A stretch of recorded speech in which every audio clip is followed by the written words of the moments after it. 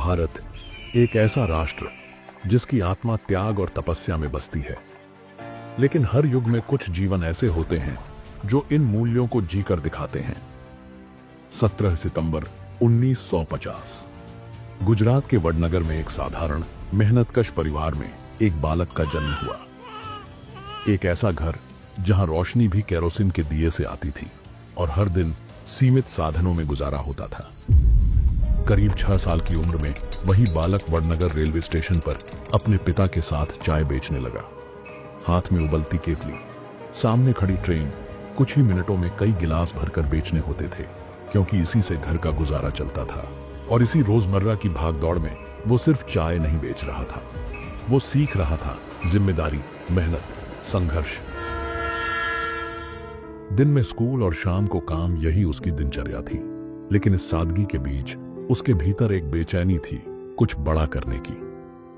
17 वर्ष की उम्र में उसने एक ऐसा फैसला लिया जो आसान नहीं था। बिना यह जाने कि आगे क्या होगा, उसने घर छोड़ दिया। पीछे छूट गया परिवार, मां का स्नेह और एक तय जीवन। लेकिन उसने एक अलग रास्ता चुना, क्योंकि उसके भीतर एक सवाल था, मैं क्या कर सकता हूं? अगले कई साल वो हिमालय की ओर निकल पड़ा।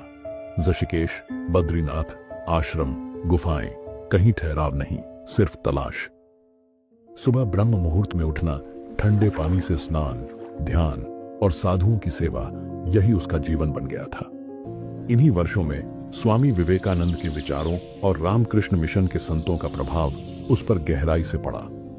बेलूर मठ, अल्मोड़ा और राजकोट जैसे स्थानों पर संतों से हुई मुलाकातों ने उसकी सोच को नई दिशा दी। एक समय ऐसा भी आया जब उसने संन्यास लेने की इच्छा जताई। लेकिन राजकोट में स्वामी आत्मस्थानंद जी ने उसे साफ कहा, तुम्हारा रास्ता समाज के बीच है, लोगों की सेवा में है, एकांत में नहीं। एक बार एक प्राकृतिक आपदा के दौरान वो कई दिनों तक गांव जाकर लोगों की सेवा में जुटा रहा। उसी अनुभव ने उसे सिखाया, सच्चा संतोष लेने में नहीं, देने में है। इन अनुभवों और संतों के मार्गदर्शन ने उसके भीतर यह स्पष्ट कर दिया कि जीवन का उद्देश्य खुद के लिए नहीं, बल्कि समाज के लिए जीना है।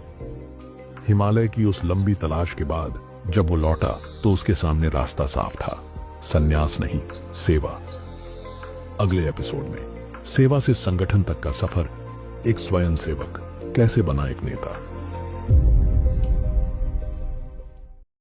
आत्मनिर्भर उत्तराखंड के लक्ष्य को लेकर मुख्यमंत्री श्री पुष्कर सिंह धामी जी के नेतृत्व वाली भाजपा सरकार एक स्पष्ट दिशा में आगे बढ़ रही है।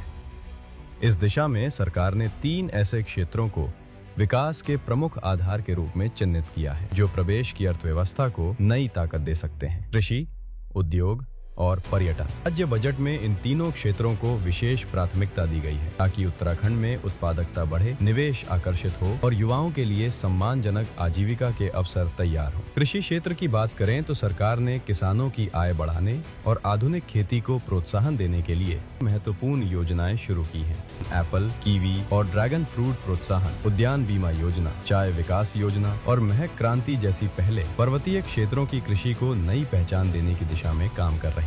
वहीं उद्योग क्षेत्र में युवाओं को स्वरोजगार और उद्यमिता के लिए प्रोत्साहित किया जा रहा है। MSME सहायता योजना, मुख्यमंत्री स्वरोजगार योजना, स्टार्टअप वेंचर फंड और निवेश प्रोत्साहन जैसी योजनाओं के माध्यम से राज्य में उद्योगों को बढ़ावा देने और रोजगार के नए अवसर पैदा करने का प्रयास किया जा रहा है। पर्यटन के क्षेत्र में भी सरकार ने बड़ा निवेश किया है। देवभूमि की प्राकृतिक और आध्यात्मिक विरासत को वैश्विक पहचान दिलाने के लिए पर्यटन अवसंरचना के विकास, इको टूरिज्म गतिविधियों और अंतर्राष्ट्रीय आयोजनों पर विशेष ध्यान दिया जा रहा है।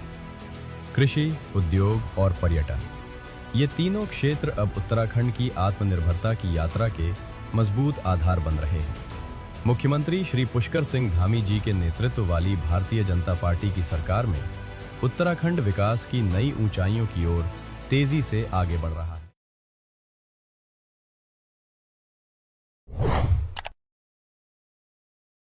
उत्तराखंड देवों की भूमि, लेकिन अपनी भौगोलिक परिस्थितियों के कारण आपदाओं के प्रति संवेदनशील भी। जब पहाड़ की चुनौतियां बड़ी होती हैं तो समाधान भी उतना ही अटूट होना चाहिए। और इसी संकल्प को साकार किया है मुख्यमंत्री श्री पुष्कर सिंह धामी जी के नेतृत्व वाली राज्य की भाजपा सरकार ने। योजना का उदय। मुख्यमंत्री जी के दूरदर्शी नेतृत्व में शुरू हुई युवा आपदा मित्र योजना। ये केवल एक ट्रेनिंग नहीं, बल्कि एक सुरक्षित भविष्य का वादा है। प्रदेश के 20,000 से अधिक युवाओं को फर्स्ट रिस्पॉन्डर बनाया जा रहा है, ताकि आपदा के समय सरकारी मदद पहुंचने से पहले ही राहत और बचाव कार्य शुरू हो सके। ट्रेनिंग और सुरक्षा। एनसीसी, एनएसएस और स्काउट्स के इन जाबाज युवाओं को केवल अत्याधुनिक ट्रेनिंग ही नहीं दी जा रही, बल्कि सीएम धामी ने इनके भविष्य का भी ख्याल रखा है। प्रशिक्षण के साथ 5 लाख रुपए का व्यक्तिगत दुर्घटना बीमा और आधुनिक इमरजेंसी किट देकर इन्हें ढाल बनाया गया है। अब गांव-गांव में तैयार है हमारे अपने आपदा मित्र। महिला शक्ति और धामी का विजन।